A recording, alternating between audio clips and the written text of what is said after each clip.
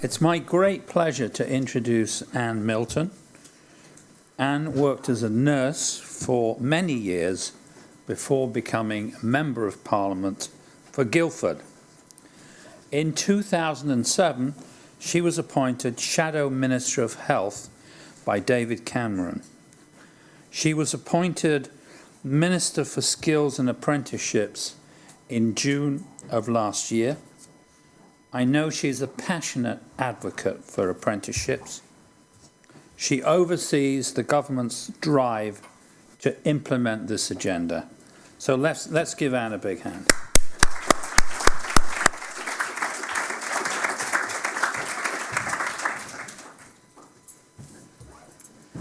Thank you very much for that, and I'm glad you missed out all the bits in between because it gets a bit tedious and boring, but it's a pleasure to be here, and Better Apprenticeship Events is about as good as it gets for me. The Sutton Trust focus on quality and progression is exactly what I want to see. And I thought it would be useful just to talk about how we got to the place that we are today. Too often, the old-style apprenticeships were not good enough for the apprentice, and they weren't good enough for the employer. Some employers supported apprentices and gave excellent off-the-job training. But in many cases, the off-the-job training was very poor, not high enough standard. Jobs were sometimes badged as apprenticeships just so employers could pay lower wages, rather than because they gave valuable training. In fact, roughly 1 in 3 apprentices before didn't even realise they were doing an apprenticeship, to give an indication of just how bad it was. But we shouldn't take away from the fact that nonetheless, there were also those very good employers doing this really well. And even those employers who did use the system as intended often also said that the training did not give workers the skills that they needed. And the frameworks did not always represent real currency in the work market for the apprentice or for the employee. And that needed to change. So we looked at the best international systems to make apprenticeships better, make them compete with the best around across the world. We required all apprenticeships to be a minimum of 12 months and introduced the 20% off-the-job training rule, which, just for information, is one of the lowest of many of the other European countries. We introduced the levy, we created the Institute for Apprenticeships and introduced apprenticeship standards. We introduced degree apprenticeships in 2015, and that was supported by £10 million worth of government money to develop those degree apprenticeships. And we are starting to see results. I think even in my time in this role as Minister, what felt like hard work before is feeling like less hard work in the future. We've already seen 6,000 apprentices across England take up degree apprenticeships. We've seen a 20% rise in expected apprenticeship training hours over the past year, which is a substantial increase. And 37% of people starting apprenticeships this year are on standards. That's a lot faster than we expected. And I think it's because employers see that standards are a better product, giving them more of what they want and giving the employee, critically, that currency that they need. That shift highlights a step change I have noticed from everyone involved in apprenticeships and technical education, as I say, even in the year since I've been in post. And there's no doubt in my mind that we are at a tipping point. Employers who are grumpy about the levy have now made their plans. You might still be grumpy about the levy, but I think everybody's getting on with it. They're now implementing those plans and are starting to see real and sometimes unexpected positive consequences, real benefits to their business of having apprentices. Colleges are now talking to local employers. They have training to sell, and employers are waiting to use their levy productively. Interestingly, I was listening to a speech from somebody from a large retail outlet who was saying that previously their company had got a very good record on apprenticeships, on training. Company always had an ethos of training its staff. But it's only now because of the levy, that they're starting to see it get real board attention. And just a word about T-level, the industry placements, because training doesn't just extend to apprenticeships, it will be an important part of T-levels. Last week I went to a teaching event on T-levels and the industry placements. The Challenge is an organisation that has been piloting industry placements of 45 days for students. If I was asked whether I thought that businesses would take up this opportunity, or if you like, burden, as I thought they might see it, I would say not a chance. But in fact, the way that they have worked with colleges and employers to build capacity is quite extraordinary. Across the pilot, 60% of employers contacted by the Challenge expressed an interest in offering a placement, with 850 employers going on to commit to offering one. They include some of the most well-known household names, like the BBC, Stagecoach, Marriott, Boots, the NHS, and Mitchells and Butler. So the new apprenticeships are working well for employers, and they work well for individuals too. There are changes that we have to make. I have always been quite open to the fact that I will do whatever I can to make this system work, as long as the money is used for the purpose for which it was intended. They can be a superb opportunity with clear paths for progression to the very top. And we're starting to see some of those stories really come to the fore. We want to make sure that those benefits reach people of all ages and all backgrounds. People with children returning to part-time work and needing to retrain. Young people who are strong academically but don't just want to do an academic course. They want on-the-job experience too, and a high-quality alternative to full-time university education. Those for whom an apprenticeship has opened a new world of work and learning, building their confidence and helping them to progress. We need more apprentices from a BAME background. We need more women to undertake STEM apprenticeships. We need more people with disabilities to consider and be able to undertake an apprenticeship. Because diversity matters, ignites new thinking, and is a business critical tool. Many employers recognise this, and the 60+ businesses that make up the Apprenticeship Diversity Champions Network are leading the way. Rolls-Royce report that 11% of starters on their high apprenticeship programme were from people from a BAME background. That's up from 3% last year. Balfour Beatty, Siemens and NG Bailey have introduced the use of anonymous CVs to ensure that bias does not impact the chance of getting an interview. And United Utilities have made unconscious bias training mandatory for senior managers and staff involved in hiring and recruitment. I launched the 5 Cities project, which is being facilitated by the National Apprenticeship Service and is backed with the support of the 5 elected mayors. The aim is to significantly increase BAME representation in apprenticeships in London, Birmingham, Manchester, Leicester and Bristol by using tailored local initiatives which can target unrepresented groups in each area. I was hugely grateful for the input from many network members on how we should look to make successful local interventions in these key areas of the country. The volumes of individuals that we can potentially connect to in these 5 cities gives us some concrete opportunities to change the lives and prospects of many people and turbocharge some economic growth as well. I was recently at an event and listened to a presentation from the 5 Cities project. For me, what was quite interesting is a very different approach that they are taking, tailored of course to the individual areas from which they come. Social mobility has become a bit of a political and journalistic cliche. We often talk of it and we know it matters.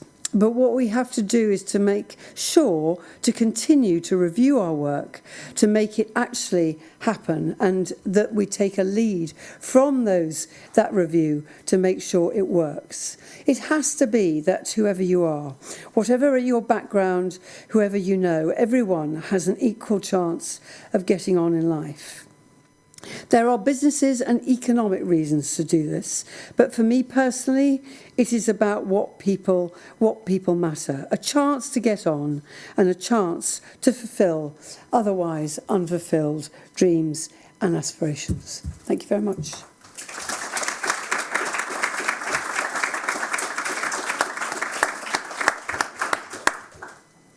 The Minister has kindly agreed to answer some questions, and I think we'll take two at a time. And we had a discussion as to whether I should stand up here or sit down here. Stand up It's there? probably easy because then everybody can see me. Yeah. I'm not peering over a computer screen then. Yeah, over there. Yeah.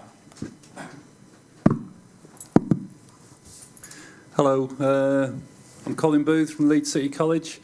I've got all kinds of views about what the levy should be spent on, but my question is quite simple. Long term, can you confirm that the levy will all be spent on apprenticeships or education and training, and that none of it will go back to the Treasury? Another question up the front here. Yeah. Thank you. We heard earlier that there's 200 apprenticeship standards in Germany. There's currently 500 here, going up to 700. Say this again? We heard earlier there's something like 200 apprenticeship standards in Germany, and here we have something like 500 going up to 700. Is that too many? Are people becoming too specialised in the new apprenticeship standards? Just a couple of the City College. Well, as I say, what matters to me is the levy is spent on the purpose for which it was intended. We've committed to spending £2.3 billion, 2.3 billion pounds by 2020. If I look at the programme at the moment, actually spending exceeds what was anticipated. So I think that the battle with the Treasury will be to keep even more of it and maybe have more money into the system if it's working. On the point about standards, I think there's slightly more than 200 in Germany. In fact, there are only just 300 here, not 700 going up to 900. So I'm not quite sure where those figures came from. I think the Institute for Apprenticeships approved its 300 standard last week. But your point is quite well made. Is there no end to how many standards you have? As they're derived by employers, we will put in place the standards that employers need. But I think that the whole system and all the conversations I've had with the Institute for Apprenticeships is about constant review. It's got to be a continual cycle, because some of those standards, if I think in areas of digital, for instance, might well become obsolete and need to be replaced by new standards. So there will have to be a constant process of refreshment as we go along.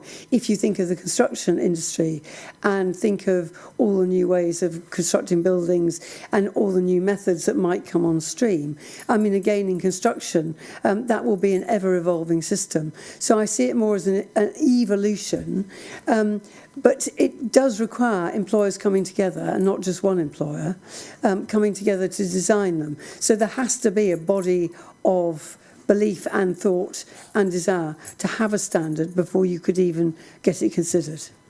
Okay, how about over there? Thank you. Richard Cartwright from the University of Southampton, but I'm actually asking my question because I sit on one of the T-level panels, one of the employer panels. One of the things that we fed back on is how useful it would be if employers could draw down a little bit on the levy funding in respect to assisting with the work placement element of the T-levels in terms of encouraging them to come forward. Now, as I understand it at the moment, that's not going to be something that the levy funding can be used for. Is there any possibility that might change in the near future? Okay, over there.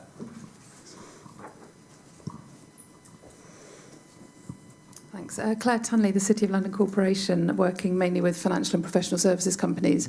I think we've got to congratulate ourselves on how far we've come with apprenticeships. I've been involved for many years, and it is a really new world. And it's only 14 months since the levy came in. And that's something that businesses are really coming to the table. I can see, real promising signs of businesses engaging with this much more, but it's taking time, and many of them will start to lose their levy payments before they've managed to get things in place in their business. So what are your thoughts on extending perhaps the 24-month that you have your money in your digital account? And let's not forget that some standards still aren't approved that businesses are quite keen to train on. I think there's another point that we see a lot of smaller businesses who only want maybe 1 or 2 apprentices in the business. I really don't have a very good offer in terms of training provision for those small numbers, maybe on quite specialist or technical apprenticeships such as risk and compliance level 5, and they really want to train but they can't. So is there anything more we can do to incentivise some of that provision amongst training providers? Okay, on gentleman from Southampton. Were you at the Challenge event last week? Unfortunately No, okay, so what was quite interesting was, as I say, I was quite blown away by the involvement of employers. If you take money from the levy to spend it on that, you'll have less money to spend on apprenticeship training. So, I would be very nervous about that. And actually what's quite interesting is some of the feedback from the employers who have done some of these pilot work placements. It's for them, actually, it's a sort of try out before you recruit sort of tool.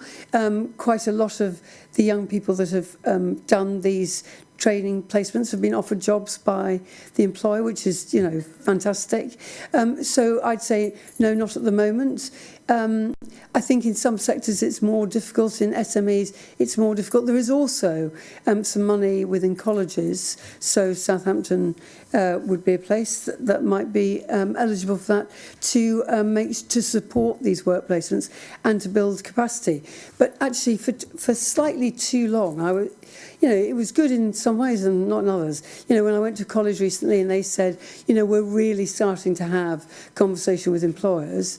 So my immediate thought as somebody, bright-eyed and bushy-tailed is, well, why haven't you had them before? I'm pleased that they are, but it was curious that they hadn't had those conversations before. The lady, Claire, wasn't it, from City Corporation? Well, thank you very much for that. Yes, absolutely. It's a huge amount of change in 14 months. Absolutely massive, to be honest. I think that extending the time on the levy, a little bit of me is a bit hardcore on this. I've got company, to be honest. If I meet businesses that were up and running, ready to go on the 1st of April last year, I think to myself, well, why weren't you? The public sector in some areas, not all areas, has been quite slow to get on board. And it's only taken away a month at a time. So it's not as if your account is drained out at the same time. We pay 90% of training costs for non-levy employers, and in some instances, 100%.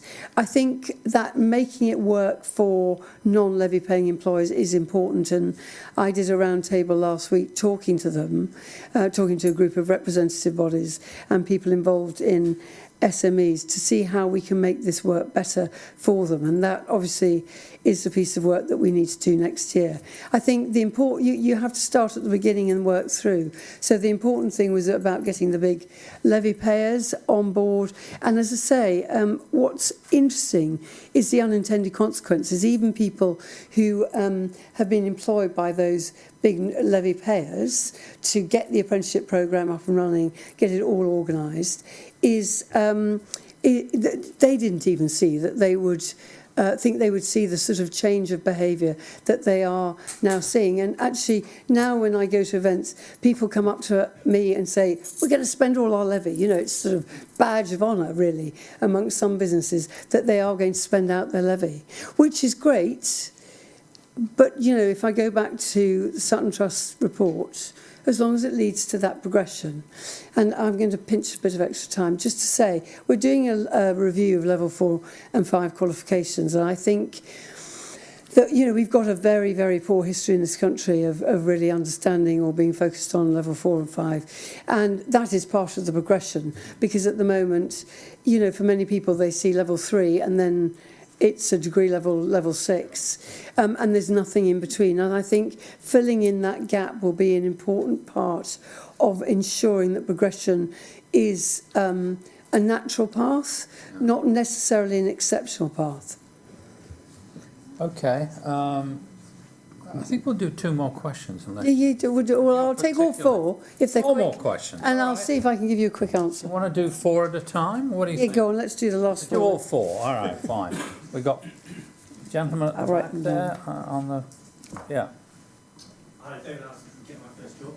There's lots of great progress being made on the levy, but one of the issues is there are now less opportunities for young people as more and more people are doing management qualifications. So conservative estimates are there's 60% less opportunities on NAS than there were this time a year ago. What impact do you think that has on the apprenticeship agenda as a whole, and particularly the issue of social mobility and injustice? Okay. Mark Daw, the Association of Employment Learning Providers. Building on that, really, I think degree apprenticeships, if we're talking social mobility, is going to be a big game changer and is a massive change which we all support.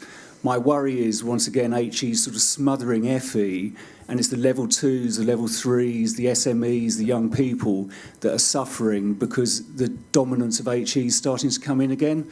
I just wanted to hear what you'd think about that. Okay. Another question. There you go. Oh, hi, Gerard Dominguez from the Education Policy Institute. First of all, I think it's great and refreshing to hear a minister being so passionate about apprenticeships, because I think they are really linked to social mobility and productivity at the national level. My concern would be the department has confirmed that we are moving from a 15 funding bands to 30 funding bands for apprenticeships. What I would like to know is, does this mean that instead of having a system where we have price competition reflecting quality, we have one that actually is witnessing a rise to the top, as it happened with universities? Okay, one more question. How about, this lady here. Hi, I'm Tia Spencer. I'm 21 and from the Young Women's Trust. I have an issue with the equal pay. Do you think that people who are doing the same level should be paid equally? Okay, David, there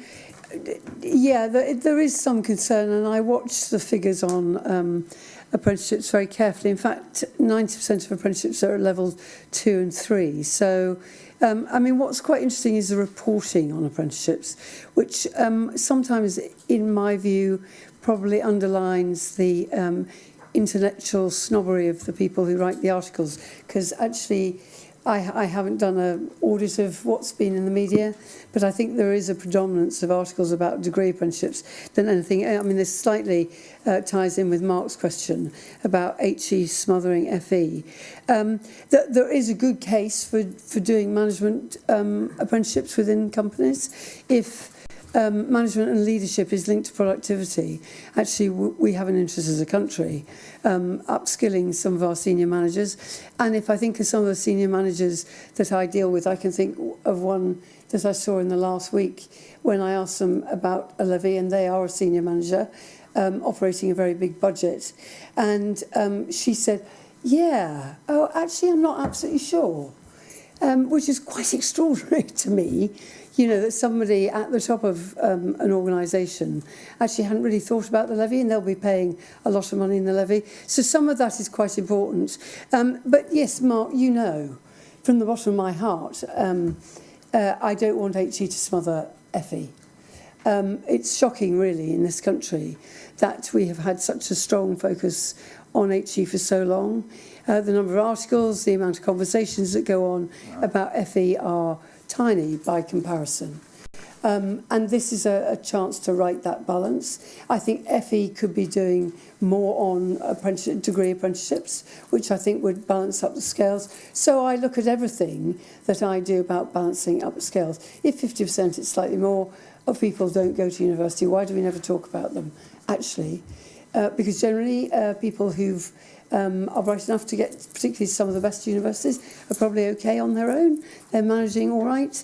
And sometimes it's people who don't. Not always, but sometimes people who don't go to university are the ones that probably need more attention, and yet they get the least. So over my dead body. Will HE smother? Well, you've got a post-18 review going on, so I have made my feelings felt loud and clear. Gentleman from Education Policy Network, 30 funding bands, yes. Is it a chance to slash prices? Was that behind the question? Probably. The 15 bands wasn't enough. It definitely wasn't. The jumps were too big. Some standards are probably overpriced and some aren't priced high enough.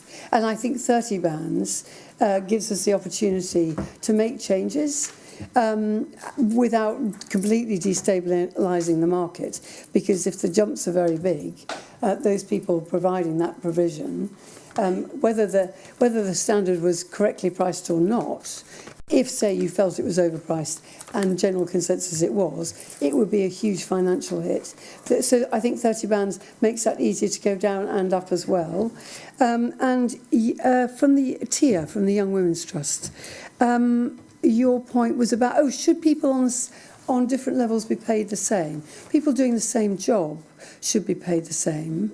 I'm speaking anecdotally, so from my own experience, I see all the funding bands actually approved, so look at the levels.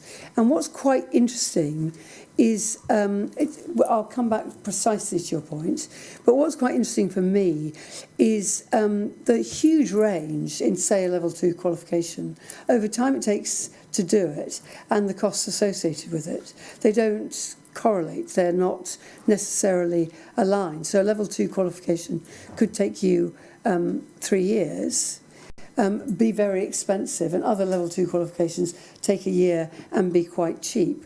The important thing for me is always that people are paid the same amount of pay for the same job, been enshrined in law for many decades now. I think because you're an organisation that works with women, what I'm keen to ensure is the apprenticeship system is an opportunity for women to go into areas of work that they haven't previously had. I could tell you 100 different inspiring stories, but I recently met a woman who had worked in air traffic control, interestingly, and she had given that up. She had a couple of kids. She'd given that up and was retraining in construction. I think she wanted to be a project manager, decided to start at the bottom. So I think apprenticeships as a mean of changing career for women who've taken time out for caring responsibilities, and indeed men, it's a chance to rethink your career. It's a path in a career that I think wasn't previously seen as a possibility. Very good. Let's give them a